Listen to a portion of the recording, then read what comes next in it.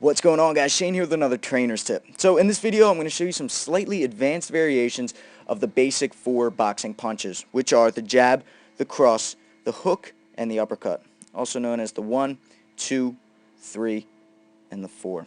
Okay, so let's take a look at the first one in slow motion.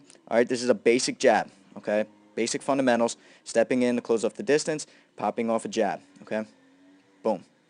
Which is good, but you want to be able to switch it up a little bit. You want to have variations of. The one that I love throwing is the slip jab. Okay, so watch, before we demonstrate this, I'm going to outline my head here. Now imagine that you're throwing a jab of your own, trying to hit me in the head. As you do that, I'm going to slip and fire off a jab of my own, alright, causing you to miss. How do I do it? I do it by bending my knees, compressing down, I'm sticking my butt out, alright, and I'm just moving over to my right, okay, just compressing down, making yourself a smaller target. Alright, so let's clear this. Let's take a look at this again from the side, because you can also go to the body with it. Alright, slip, boom. Alright, right to the body. Okay, so again, you're just getting your head out of that center line, moving out of the way as you're firing a jab of your own. Alright, let's move on to the next one. So the next punch is a cross. Let's take a look at a cross. Boom. Basic. Let's watch it again from the side in slow motion. Boom. Pivoting on that rear foot and firing off a cross. Great power punch. But again, let's see a different variation. So we're going to watch this one in slow motion. I call this punch the Scotty Boy punch.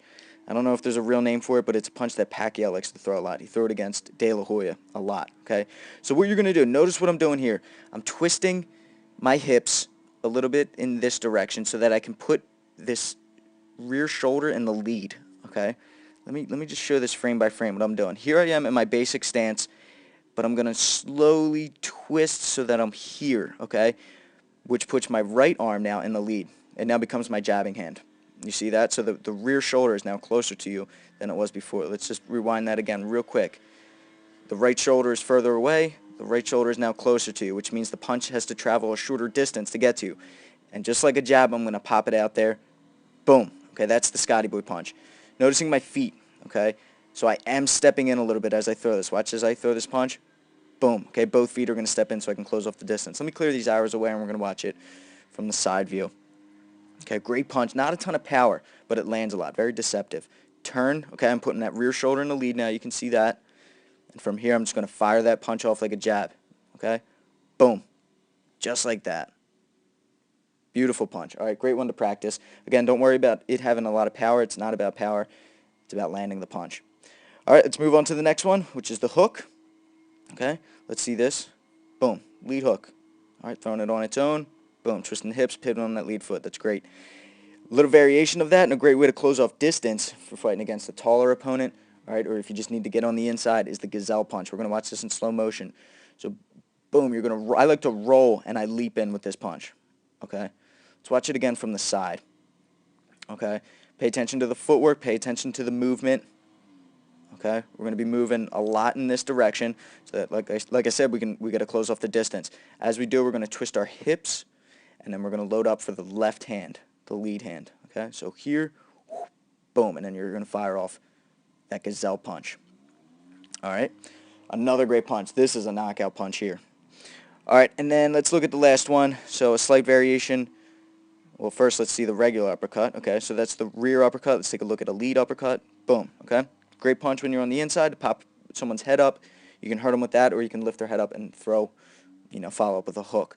Variation of, and some people will disagree with me, but I've thrown it and it works, and I've been hit with it, and it works. Again, pops the head up, it comes at a weird angle. It's just a long uppercut, guys, okay? You're not really supposed to throw uppercuts long like this, but if they land, if they come in at this weird angle and you can lift someone's head up with it, it's one more punch that you landed, so why not? Okay, so let's look at it again from the side. Normally, and I always teach this, and other boxing coaches will teach, that the uppercut comes at about this angle right here. It's when someone's right in front of you, when you're in the clinch and you're just trying to come in between their guard. This punch now that I'm going to throw instead is going to come much further out here. Okay, when I throw this, boom, okay, pretty much the length of a jab. And this is with the rear hand too, so maybe after I slip the punch, fire off that long one if they throw a nice long jab, or if you throw it on its own. Either way. Alright guys, so that is just some of the variations that you can add to your arsenal. Thank you guys for watching. Make sure you comment on this video. Let me know what other topics you'd like to see me cover in a trainer tip. Follow me on Twitter, and So make sure you subscribe so you can get the fight tips before your opponent does. Alright guys, until next time, I'm Shane Faison with Fight Tips, self-defense for the underdogs.